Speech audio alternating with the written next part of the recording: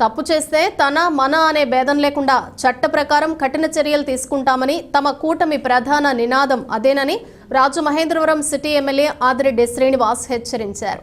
YSR Congress party ఒక 420 party అని మండిపడ్డారు. ఆ పార్టీ వారు ఇక మారరంటూ విమర్శించారు.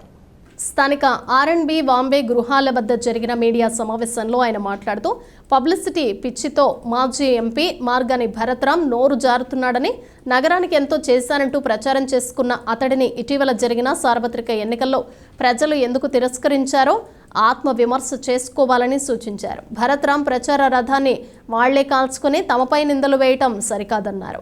ఆయన బాధ్యతగా వ్యవహరించాలని సూచించారు. తప్పు చేస్తే మా పార్టీ వారా లేక ప్రతిపక్ష పార్టీ వారా అనే తేడా చూడకుండా ఎవరినైనా కఠినంగా శిక్షించబడతారని హెచ్చరించారు.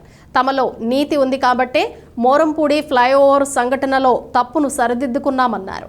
అందుకే అక్కడ 2 శిలాఫలకాలు ఏర్పాటు చేయడం జరిగిందని గుర్తు చేశారు. ప్రతిపక్షంలో ఉన్నప్పుడు బాధ్యతగా వ్యవహరించాలని సూచించారు. ప్రచార రథం దగ్ధమవుతున్న సమయంలో ఆయన కార్యాలయంలోని సీసీ కెమెరాలు ఎందుకు పనిచేయలేదని, అయినా అది పార్టీ కార్యాలయమా లేక మద్యం సేవించేందుకు పబ్బా అని ప్రశ్నించారు. ప్రజలకు మంచి చేయాలనే ఉద్దేశంతోనే తాము రాజకీయాల్లో ఉన్నామని, తాను నమ్మిన రాజ్యాంగంపై ఒట్టు వేసి చెప్పారు. మీడియా సమావేశంలో రాజమండ్రి పార్లమెంట్ కమిటీ కార్యనిర్వాహక కార్యదర్శి కొయ్యల రమణ, అధికార ప్రతినిధి దాస్యం ప్రసాద్, కూటమి నాయకులు తదితరులు పాల్గొన్నారు. ఇంకా మేమే అధికారంలో ఉన్నాం. మేము ఎన్ని తప్పులు చేసినా ఏవి బయటికి రావు. వ్యవస్థలు అన్నీ కూడా మేనేజ్ చేసుకోగలం. రాజ్యాంగాన్ని తొంగలో తొక్కుతాం, మాకు నచ్చినట్లు చేసుకుంటామన్న భ్రమలో ఇంకా ఉన్నట్లున్నారు. అలా భ్రమ నుంచి బయటకు రావాలి. ఉన్నది ఎన్డీఏ కూటమి అధికారంలో. తప్పు చేస్తే ఎంతటి వాడైనా సరే శిక్షింపబడతాడన్న విషయం వాళ్ళు అర్థం చేసుకోవాలి. ఇంకా అర్థం చేసుకోలేక మైకంలో ఉండి ఏం మాట్లాడుతున్నారో, ఎలా ప్రవర్తిస్తున్నారో కూడా తెలియట్లా. ఎన్డీఏ కూటమిగా చాలా స్పష్టంగా చెప్తా ఉన్నాం, తప్పు చేసిన వారు ఎవరైనా సరే తన మన అనే భేదం ఉండదు. మాలో ఒక నీతి ఉంది, నిజాయితీ ఉంది. మేము ముందు ఒకే మాట చెప్పాం, ఇప్పుడు అదే మాట చెప్తున్నాం. ఏదైనా ఒక తప్పు జరిగితే ఆ తప్పుకి కారణమైన వారు ఎవరైనా కానివ్వండి, ఆ పార్టీ ఈ పార్టీ లేదు, ఎవరైనా సరే శిక్షింపబడతాడు. మా వారు కొద్దిగా ఆవేశంతో తప్పు చేశారు, స్వతహాగా అయితే అధికారంలో ఉన్నాం, ఏమవుతుంది అన్న భావనలోకి వెళ్ళొచ్చు. కానీ నేను చాలా బాధ్యతగా వ్యవహరించాను. తప్పు అది విధానాలు కాదు, అది సాంప్రదాయాలు కాదు అని సరిచేసి, ఏదైతే తప్పు జరిగి ఉందో మోరంపూడి ఫ్లైఓవర్ దగ్గర సరిచేయించి 2 శిలాపథకాలు గతంలో ఉన్న మురళీమోహన్ గారిది, ఈ గత ఎంపీది, అందరిది కూడా గౌరవం తక్కకుండా వ్యవహరించాను.